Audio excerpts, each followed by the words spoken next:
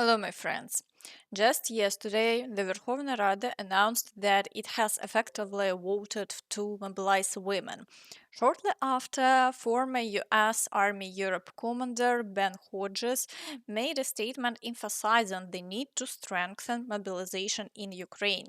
The conscription age in Ukraine is too high. It should be lowered to 18, says Ben Hodges, the former commander of US Army Europe.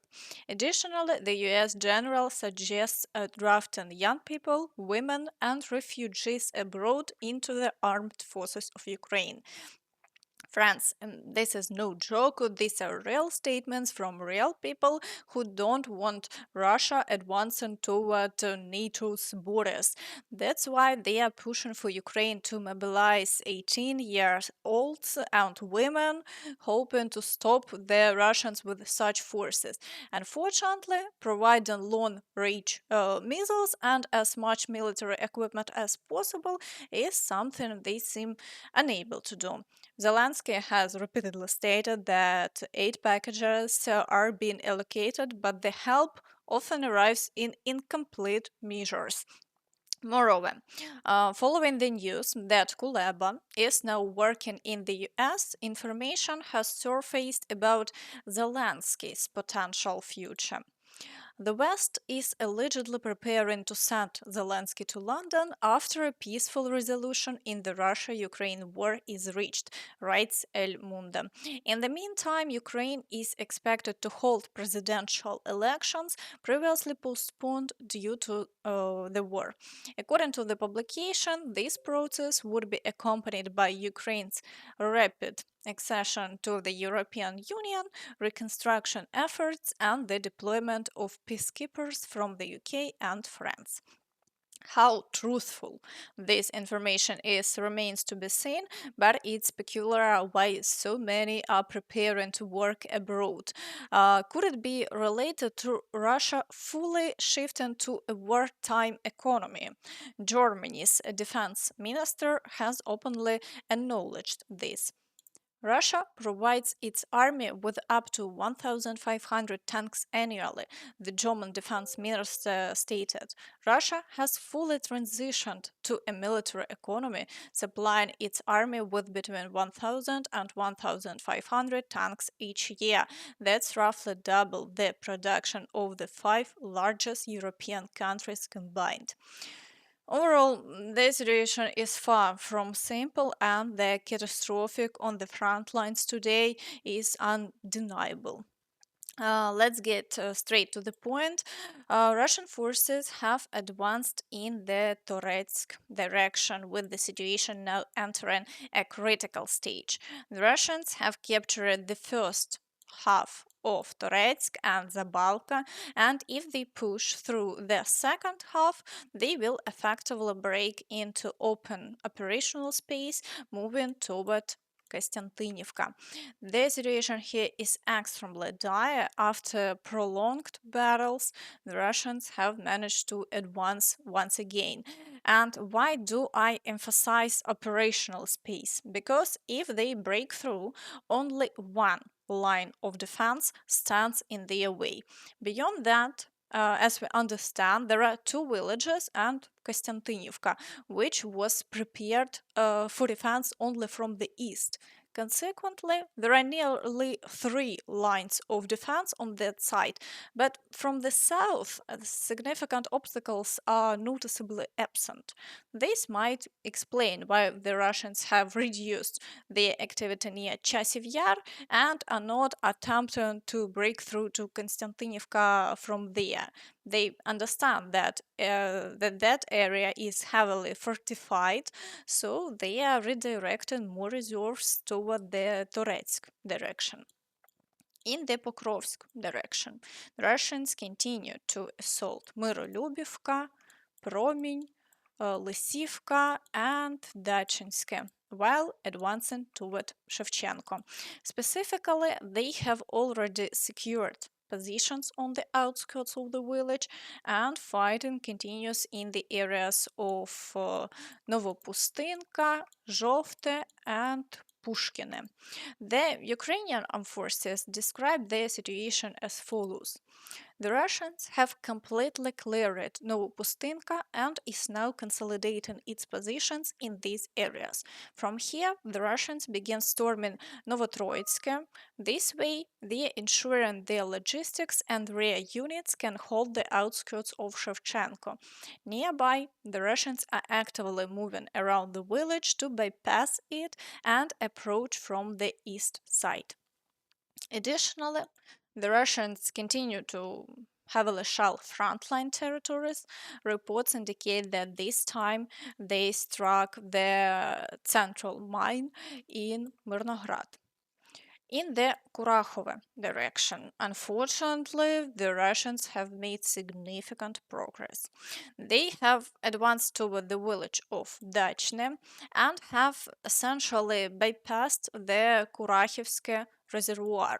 Only 3 kilometers and 700 meters remain until they connect their positions, making it clear that Kurakhove is effectively lost, especially considering yesterday's Russian advances. Similarly, the situation is extremely challenging around Yelizavetivka, Romanivka, Uspenivka, Konstantinopolske, and the village of Sukhi. The pressure remains intense and the Russians continue to advance. For now, they are gaining the upper hand in this area, moving forward to align the front line. In the direction of Velyka Novosilka, the Russians also achieved considerable success in recent days. However, over the past 24 hours, the situation has remained unchanged, with fighting continuing only around Zelene Pole and Novodarivka. We await further developments in this area. In the Zaporizhzhia direction, the Russians attempted active advances in recent days, but all their assaults failed. Currently, they are resorting to shelling without launching any offensive actions, and the front line remains unchanged.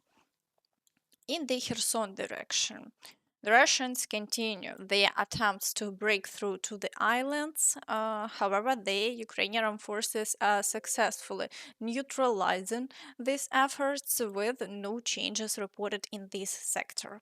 Now, moving on to the situation near Chasiv Yar. For now, things are quiet. There has been no further advancement by the Russians, and no new attacks have been recorded over the past day. Shelling continues, but its intensity remains relatively low. In the Siversk direction, there have been no new attacks from the Russian side either.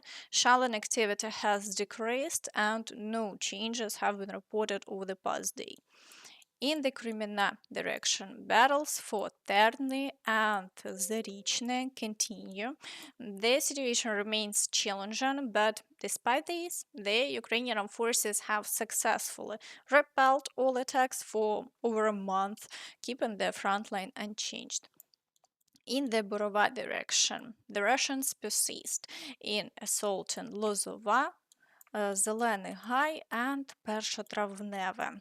While the situation is difficult, the Ukrainian forces managed to hold the defense. Further south, fighting continues for Druzylyubivka and Grekivka, with attempts to advance through the fields from the village of Makiyivka.